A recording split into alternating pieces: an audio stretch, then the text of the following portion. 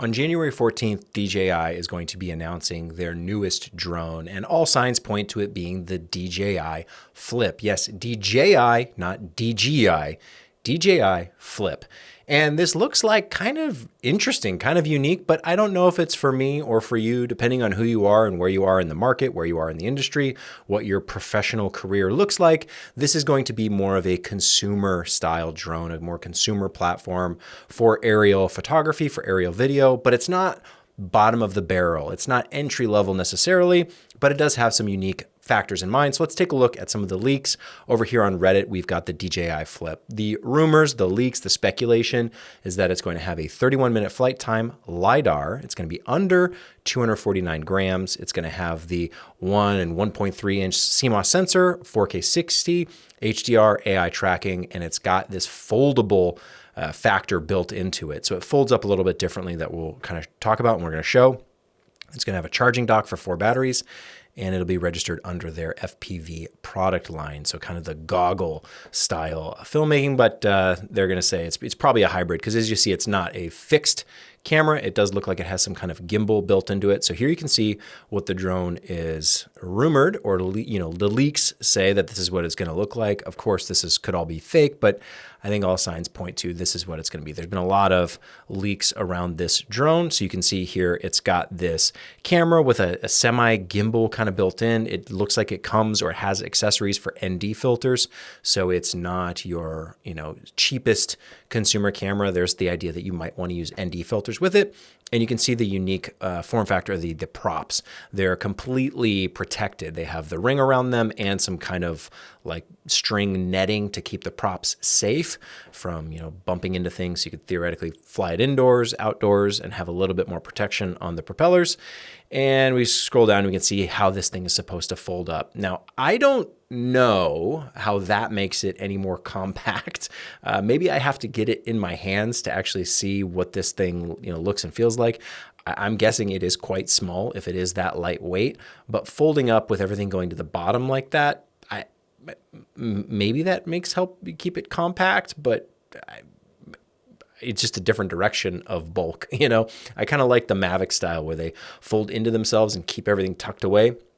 So maybe this isn't for me, and it probably really isn't. It's, I don't think it's going to be the highest of the high end. I'm really looking forward to a Mavic 4 Pro, which is also, there's been some leaks around that, but nothing like this, where it's pretty spelt out in detail ahead of the announcement what this thing is going to look like, what the features are going to be. So if you're waiting for that January 14th deadline, maybe it's something different. Maybe they announce something totally different, but all signs point to it being this DJI Flip drone, which, looks quite cool if you're into more of like a hobbyist. You just want to get some cool aerial video. You want to shoot some photos up in the sky, and you want to have it be simple. With the LiDAR and the AI tracking, I imagine that makes it easier to fly.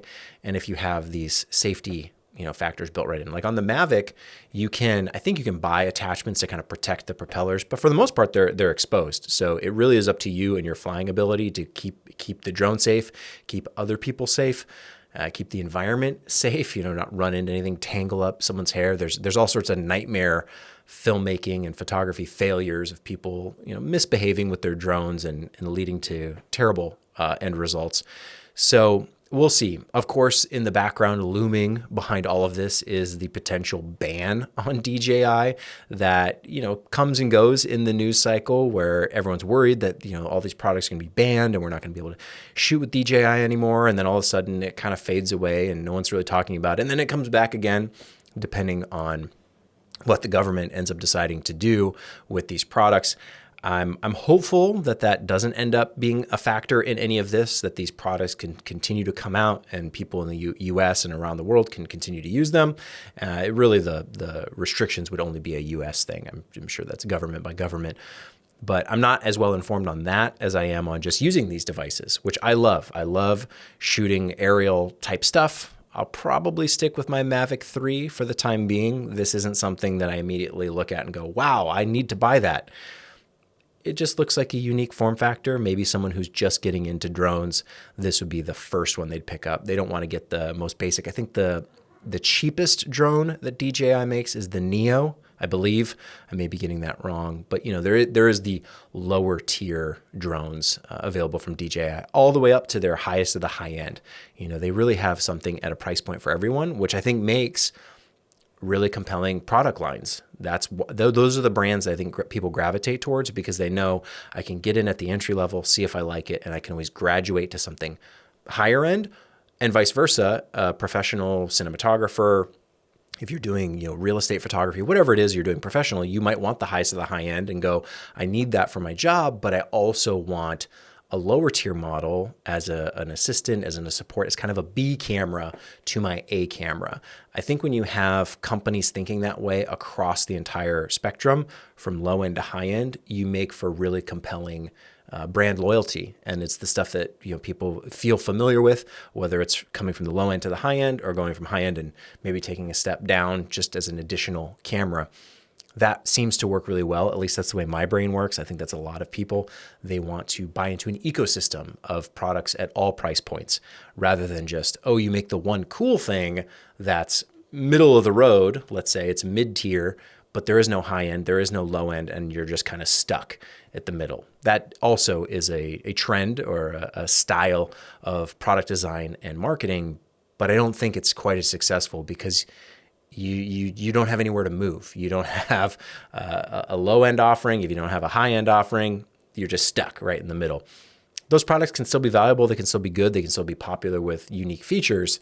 But I think DJI has been smart to continue pushing products and price points for everybody. So no matter who you are, you can hop in at what makes sense for you. For me, the DJI Flip is probably not for me. Even as just for fun, as a hobby, I still wouldn't probably pick one up. This folding design does not appeal to me really, but who's to say? Maybe you think that looks really cool, and it's got maybe the LiDAR features, depending on how these things actually play out, what that AI tracking actually looks like, what the LiDAR gives you. Maybe it is a worthy addition to a filmmaker or a photographer's kit. I don't know yet. Well, I guess we're gonna have to find out on January 14th, but I would expect it to be in this realm.